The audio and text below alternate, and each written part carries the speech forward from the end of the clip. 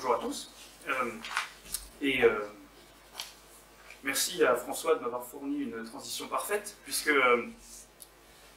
sa conclusion sur le rôle du peuple, qui est présumé souverain dans un régime représentatif, c'est précisément ce dont je vais parler, puisque précisément, dans la théorie constitutionnelle révolutionnaire, qui est mon sujet,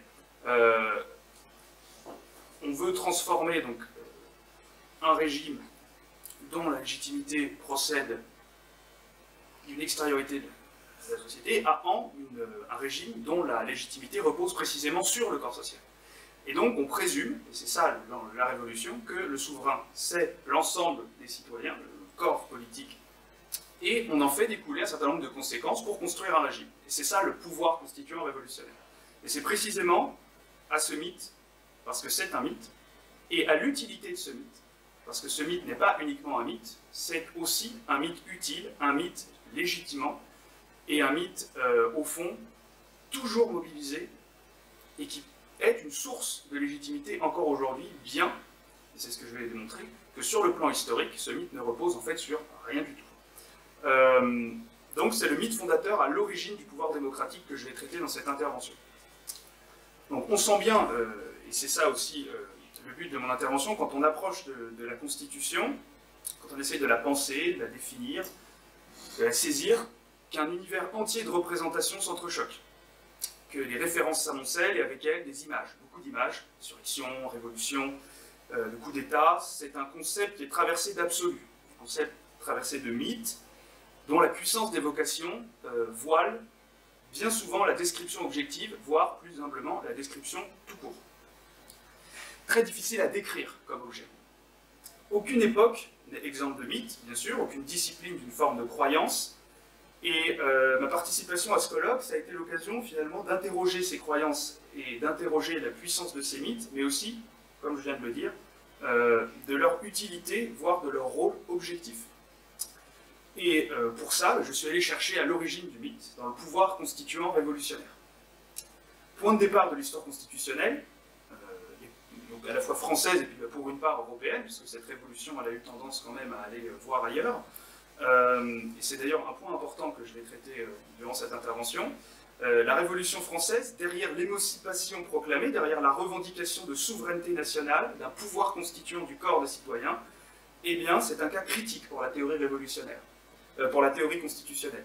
Un cas critique dont malheureusement la doctrine ne se saisit le plus souvent que pour discuter des principes et rejeter la pratique. Comme une pratique qui serait jugée impure, indigne. Donc, je cite par exemple Olivier Beau. Notre hypothèse, un peu paradoxale, serait que la pratique constitutionnelle continentale, sous la Révolution française et au cours du XIXe et d'une partie du XXe siècle, n'aurait pas été à la hauteur de sa théorie constitutionnelle. Donc on aurait une pratique qui n'aurait pas été à la hauteur d'une théorie. Eh bien, le temps de cette intervention, je vais essayer au contraire de m'interroger avec vous sur la pratique constitutionnelle des révolutionnaires et de sonder finalement la réalité et le rôle du mythe qu'elle a fondé, le mythe d'une volonté originaire comme source du droit politique, et de voir, confronté à la pratique des révolutionnaires, pourquoi cette idée de volonté originaire, parfaitement reniée par les révolutionnaires eux-mêmes, a pourtant perduré. Et donc essayer pour une fois de ne pas se contenter de penser le pouvoir depuis la théorie que les révolutionnaires nous ont léguée, mais d'essayer de chercher à comprendre la réalité du pouvoir qu'ils ont exercé comme un objet digne d'être pensé et théorisé. Au commencement était le pouvoir constituant. C'est ainsi que Claude Klein présente dans son ouvrage classique et en même temps très, pour le coup, iconoclaste, Théorie et pratique du pouvoir constituant. C'est ainsi que Claude Klein présente la proposition fondamentale derrière la théorie du pouvoir constituant. C'est de lui et de lui seul que tout découle. Et notre histoire constitutionnelle débute avec un mythe constitutionnel, celui que le peuple, entendu comme l'unité indivisible des gouvernés citoyens, pourrait, par un acte souverain, l'acte constituant, abolir le pouvoir pour fonder le pouvoir, déconstituer, écrit une nouvelle fois Olivier Beau, pour reconstituer. Donc, ainsi est construit le récit sieyésien, le geste sieyésien du pouvoir constituant. Une idée dont l'écho avait, au fond, déjà retenti outre-Atlantique. On le voit dans un passage de la charte coloniale du Massachusetts de 1776, qui affirme que c'est une maxime que, dans tout gouvernement, il doit exister quelque part un pouvoir suprême, souverain, absolu et incontrôlable. Mais ce pouvoir réside toujours dans le corps du peuple. Et il n'a jamais été, ni ne peut être délégué à un seul homme ou à quelques-uns, le grand créateur n'ayant jamais donné aux hommes le droit de conférer à d'autres l'autorité illimitée sur eux, en durée ou en degré. Et donc, comment on analyse ça? Parce que sa source n'est ni traditionnelle, ni historique, ni religieuse, le système constitutionnel contemporain paraît devoir reposer tout entier sur un acte de fondation originel, le pouvoir constituant. Décision première, dans l'ordre logique, qui fonde le reste de l'ordre politique, juridique, le pouvoir constituant induit que le peuple est souverain et le gouvernement limité, parce qu'à l'origine de son institution est la volonté originaire du peuple, le commandement constitutionnel qu'aucun pouvoir constitué ne peut ni atteindre, ni changer, ni égaler.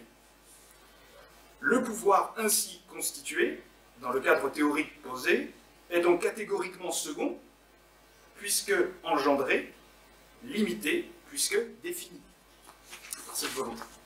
Encore faut-il, vous l'aurez compris, que l'acte de fondation relève d'autre chose que d'un mythe. Car cette fameuse théorie du pouvoir constituant ne nous est pas descendue toute révélée d'une montagne légendaire.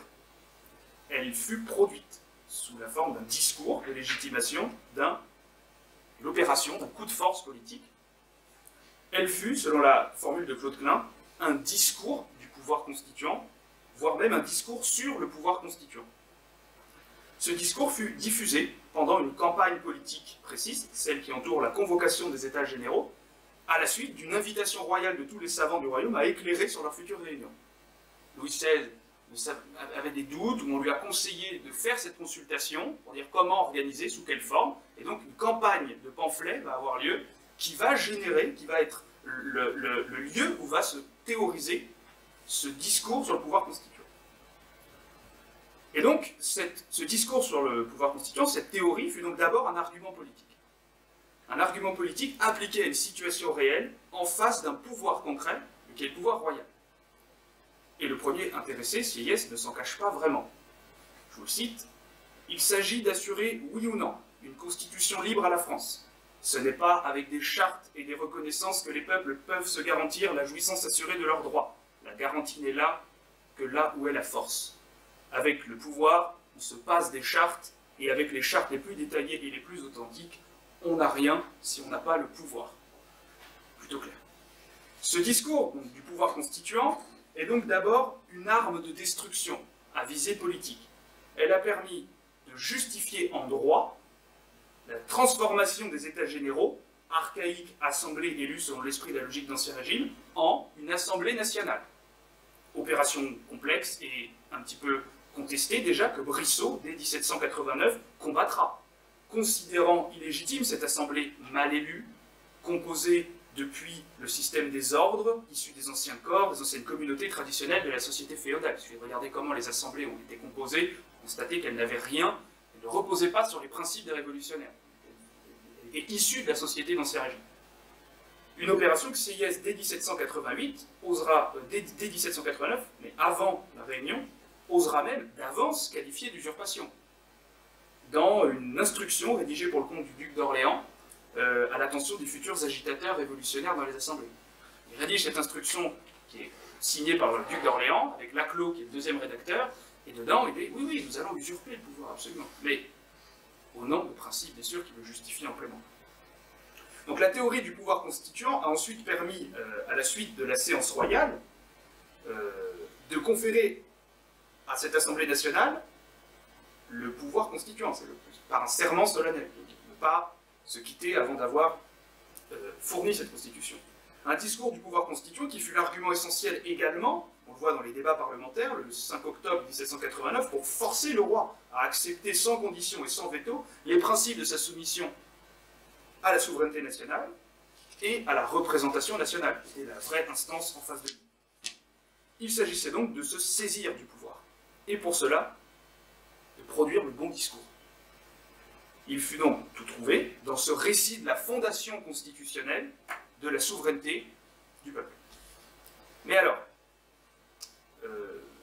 seulement un discours, le pouvoir constituant? Seulement des mots masquant la force? Est-ce qu'il n'y avait vraiment aucune cohérence politique réelle à s'estimer, lorsqu'on est député en 1789, légitime pour constituer ou fonder un nouvel ordre politique? Et là, je vais d'emblée ne pas répondre à la question, c'est pas tellement mon problème, la question est débattue, la représentativité de cette assemblée, mais peu importe. Mon angle d'attaque, c'est plutôt de penser le pouvoir alors saisi et exercé par les révolutionnaires à l'aune de leur discours, à l'aune de leur théorie, et constater, non pas s'ils y croyaient vraiment, mais s'ils lui ont eux-mêmes donné la force normative qu'ils ont opposée au roi. Et le premier constat, c'est qu'ils sont nombreux, les pamphlets de ce temps, à avoir montré la monstruosité du pouvoir, en réalité, qu'ont alors saisi les révolutionnaires. Bouche de la volonté souveraine eux-mêmes, les représentants révolutionnaires, parce qu'ils sont investis directement dans un acte que Marcel Gauchet a bien montré comme étant un acte de transsubstantiation religieux du roi à la nation abstraite, corps abstrait du peuple, se trouve placé bien loin, ce représentant bien au-dessus de sa condition réelle. Lorsqu'il est envoyé par la Convention nationale en mission, sa parole a force de loi. Lorsque la Révolution sera à défendre, il sera partout proconsul. Et la Révolution ne va pas cesser, durant son cours, de manipuler les grands principes qu'elle a proclamés, pour remplir des objectifs politiques et même militaires. C'est sur ce point, c'est ce point-là qui va beaucoup m'intéresser. Le principe de souveraineté populaire, de légitimité populaire du pouvoir ne va pas couper à la règle, notamment lorsque la Révolution va s'étendre à l'étranger. Après avoir proclamé le 15 décembre 1792 le principe de la libération des peuples occupés par l'armée française, donc vous imaginez, les généraux ont ordre, partout où ils arrivent, de déclarer le peuple souverain, de rassembler les assemblées primaires, de destituer tous les gouvernements, et d'enclencher un processus d'auto-gouvernement des populations. Ça, c'est la circulaire du 15 décembre, c'est le décret du 15 décembre. Puis il y a une circulaire de la Convention du 16 janvier 93 qui vient préciser les modalités d'application de cette décision, et notamment les modalités que devront faire non pas les généraux, mais les commissaires de la Convention, donc les politiques. Est alors définie la réalité du pouvoir révolutionnaire, et donc en négatif la totale fictivité de la souveraineté des peuples occupés. Là, je vous cite cette circulaire. C'est un fait reconnu. Toute révolution veut une puissance provisoire qui ordonne ses mouvements désorganisateurs, qui fasse en quelque sorte démolir avec méthode toutes les parties de l'ancienne constitution sociale, qui, remplaçant momentanément les autorités renversées, empêche que la hideuse anarchie ne s'empare du pouvoir pendant le temps qui doit s'écouler entre la destruction et la reconstruction politique. Tel doit être le pouvoir révolutionnaire. À qui peut-il appartenir, si ce n'est aux Français, dans les pays où la poursuite de leurs ennemis entraîna leurs armes? Pourrait-il, avec sécurité, le laisser exercer à d'autres? La République française a donc dû se charger de cette sorte de tutelle des peuples qu'elle fait naître à la liberté. Et là, on n'est pas sous le directoire, c'est la Convention. C'est la grande Convention qui croit à sa théorie. On peut le lire. Donc, accoucheuse de peuple. Voilà l'image, au fond d'Épinal, que la Révolution tout entière veut se donner. Mais en réalité, la réalité de cette circulaire montre bien plutôt un processus qui construit le peuple. En détruisant ses anciennes attaches, ses anciennes formes d'organisation et ses modes d'existence. Mais le voile ne sera au fond définitivement levé pour la Révolution qu'à l'occasion d'une instruction envoyée par le Directoire le 7 avril 1797 au général Bonaparte, alors général en chef de l'armée d'Italie. Alors est enfin levée l'hypocrisie de la souveraineté constituante du peuple, principe fondateur de la Révolution, par les révolutionnaires eux-mêmes. Ayant encouragé l'autodétermination des populations d'Italie du Nord, les directeurs vont confier à Bonaparte, général de l'armée française en Italie, un mandat politique assez étonnant. Donc là, je vais vous citer Guillermo Ferrero, qui est un des premiers à avoir commenté cette lettre. C'est un Italien, il n'aime pas Napoléon, donc il a trouvé cette lettre. Le directoire exécutif a médité sur l'état auquel vos victoires et votre sage politique ont amené l'Italie. Il est tel qu'on peut raisonnablement concevoir l'espérance d'offrir la liberté à une grande partie de l'Italie. D'un autre côté, il importerait beaucoup de ne pas laisser la Lombardie dans la confusion où elle est. Il est indispensable de faire quelque chose qui calme l'inquiétude où l'État certain du pays doit mettre ses habitants. Très bien. Le directoire a pensé qu'il était possible, donc, de calmer les inquiétudes et en même temps de libérer l'Italie. Voilà les moyens qu'il a conçus. Il croit d'abord, comme vous, qu'il ne faut pas laisser les assemblées primaires se réunir. L'assemblée électorale, on les réunit pas. Mais rien ne s'oppose à ce que vous leur donniez un gouvernement régulier, tel qu'il leur conviendrait, et tel qu'ils devront le garder si leur indépendance est prononcée. La constitution de la Cispadane, de la République sœur, que vous nous avez fait passer, presque entièrement calquée sur la nôtre, nous semble propre à remplir parfaitement cet objet. Voici donc ce que vous devez faire. Vous déclarerez que l'administration actuelle de la Lombardie et du pays compris sous le nom de République Cispadane n'a pas assez de force ni assez de régularité pour assurer le service des armées françaises et le bien-être des habitants de ce pays. Qu'en conséquence, vous avez jugé nécessaire d'établir provisoirement une organisation nouvelle qui améliore le sort du pays et celui de nos armées, qui, selon vous, la plus propre à remplir cet objet, est celle qui est proposée par le plan de constitution présenté au Congrès, à quelques modifications près qui vous ont paru indispensables, telles que celles que nous vous avons indiquées.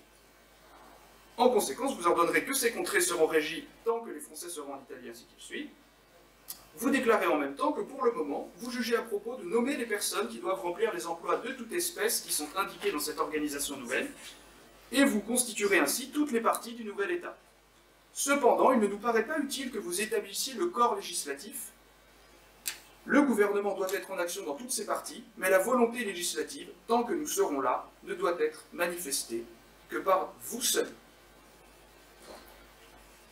Donc, sans réunion des assemblées électorales, vous l'avez compris, la République Cispadane, fondée par un congrès d'État au nord de l'Italie selon le principe de souveraineté du peuple, sera constituée, dotée d'un gouvernement administré directement par Bonaparte, qui imposera ses vues en vue de la fondation des institutions de la Nouvelle République. Comme l'écrit donc Guillermo Ferrero, qui a accordé à cette missive toute l'importance historique qui lui est due, après avoir fait du peuple un souverain malgré lui, Bonaparte devait, pour commencer, se substituer à lui dans l'exercice de la souveraineté. Est-ce que c'est une anecdotique trahison qu'une situation de guerre inenvisageable à l'intérieur pourrait finalement justifier? Il suffit de regarder comment, à peine 2 ans plus tard, une assemblée tenue en joue par les lanciers de Murat confiera à Bonaparte exactement le même mandat. Constituer, gouverner, administrer, nommer, sans recourir au peuple souverain qui est pourtant à la source, par la confiance que Sieyès entend faire émaner de listes de notabilité qu'il donnerait à ces institutions. Donc, n'ayant réussi à rationaliser la société par le bas, sur le fondement de la souveraineté du peuple, la Révolution se résigne donc à le faire par le haut, elle qui fut pourtant commencée au nom du principe de la souveraineté des gouvernés. Donc, le principe de la volonté originaire, qui fixe le pouvoir en le subordonnant à un acte de souveraineté originaire, une fois débarrassé par les révolutionnaires eux-mêmes de l'hypothèque embêtante de son application concrète, se trouve ainsi ramené à sa froide réalité, la formule démocratique inscrite au frontispice d'une constitution, soit une imputation démocratique, un outil de légitimation du pouvoir, une fiction, comme le droit sait en produire, et non une limite objective qui lui est fixée. Ce que nous apprend l'expérience révolutionnaire, pour ainsi dire pionnière, mais loin d'être la dernière dans cet exercice bien sûr, c'est qu'à travers l'emploi habile d'un discours sur la souveraineté, il est possible de réduire la liberté politique à un discours sur la liberté. Et de réduire, comme l'ont fait avec cynisme les révolutionnaires en 1797, mais comme le feront ensuite les nations démocratiques à l'extérieur de leurs frontières, avec le système de state building, vous êtes libre parce que la formule de la Constitution dit que vous êtes libre. Dans le meilleur des cas, cette imputation correspond à une procédure relativement honnête et loyale de consultation populaire, mais dans le cadre d'un pouvoir qui ne résulte que d'un consentement, qui ne consiste que dans un consentement, comme l'a précisé François tout à l'heure. Et dans le cas moyen, voire dans la majorité des cas, c'est une instance structurée, déterminée et gouvernementale, 5e République, qui rédige en bloc la future Constitution qui sera soumise avec plus ou moins de loyauté à la masse pour lui conférer sa légitimité intérieure et extérieure. Mais alors, pourquoi un tel prestige? C'est ça la dernière question. Pourquoi un tel écho de ce retentissement révolutionnaire encore aujourd'hui, alors qu'on sait, l'histoire sait, que ces principes ont été si trahis, si reniés, si foulés aux pieds par ceux-là même qui l'ont proclamé. La thèse du mensonge concerté, relayée par la Troisième République pour construire une légende dorée de la Révolution française, a ses côtés tentants, mais elle n'est pas très sérieuse. Elle est une partie de l'explication, la légende dorée de la Révolution française. Peut-être que l'enseignement, bien sûr, enseigner de manière claire à des débutants implique de simplifier, de systématiser, et de ne pas trop contester en permanence le récit officiel, bien sûr. Mais ça ne répond pas encore à la question. Pourquoi le mythe demeure si puissant en face de la vérité? La réponse à cette question est finalement assez simple. La puissance de cette idée reçue provient précisément de son caractère mythologique. L'essentiel du pouvoir d'évocation de ce principe de volonté originaire du peuple réside précisément dans le fait que le récit révolutionnaire de la fondation démocratique remplit cette fonction de mythe fondateur pour le régime démocratique lui-même, quel qu'il soit, indépendamment de sa réalité historique. Le principe de souveraineté constituante n'a certes pas limité le pouvoir, mais finalement, et ce n'est pas peu dire, il a remplacé un principe de légitimité par un autre. L'onction magique est remplacée par l'onction démocratique, l'ampoule d'huile sainte par le fluide électoral. Mais ce principe de légitimité repose en quelque sorte uniquement sur lui-même. Il résulte d'une sorte d'auto-fondement relativement faible à l'épreuve, notamment si le prestige électoral s'évanouit. Voilà pourquoi ce besoin au fond de recourir en plus de sa légitimité propre au mythe fondateur du principe démocratique, au mythe de la fondation révolutionnaire du pouvoir constituant révolutionnaire. Un pouvoir est démocratique aujourd'hui parce qu'il a une forme démocratique, mais aussi parce qu'il s'inscrit dans la continuité de la Révolution française. Cette pente, cette tendance bien explicable, de vouloir attribuer un mythe fondateur à l'origine de sa légitimité, et le mythe fondateur donc de la volonté originaire du peuple, s'il a permis d'abolir le pouvoir royal, il a bien sûr en retour investi un autre pouvoir, le pouvoir démocratique. Il a donc au passage offert aux gouvernés que nous sommes le récit puissant et l'idée reçue si profondément ancrée selon lequel, à l'origine, les gouvernés ont choisi d'être gouvernés. Et ce mythe, en soi, est un objet d'étude et a une influence historique. C'est ce mythe, au fond, qui, en quelque sorte, fonde les insurrections du XIXe siècle. C'est au nom de ce mythe qu'on va chercher, ou plutôt que des révolutions vont être qualifiées de constituantes. 1848 est une répétition de la Révolution française sur ce plan-là. Mais toujours ce mythe, ce besoin du mythe à l'origine du pouvoir. Et cette pente, cette tendance bien explicable dans les sociétés désenchantées de chercher quelque part une magie des origines, ce frisson d'inexplicable au-delà des contingences, Claude Klein, toujours, dans son célèbre traité « Théorie et pratique du pouvoir constituant », je vous y renvoie et je vous invite à le lire, c'est passionnant, il consacre sa conclusion, qu'il nomme à juste titre « La légende du pouvoir constituant ». Et cette pente, plutôt logique, eh bien, amène à chercher une réponse, toujours, à la question des origines, à la source de la légitimité, du pouvoir, à la recherche de sa fondation et de l'acte qui le fonde. Et cette pente amène fondamentalement toujours à chercher une réponse définitive, satisfaisant notre besoin de complétude. Et cette réponse définitive, d'un pouvoir autrefois théocratique, aujourd'hui démocratique, elle préfère bien souvent un bon mythe fondateur qu'à l'exposé d'un doute ou d'une raison modérée. Car comme l'écrit Portalis, et c'est là-dessus que je terminerai, dans son discours trop méconnu sur l'organisation du Concordat, les hommes, en général, ont besoin d'être fixés, il leur faut des maximes plutôt que des démonstrations.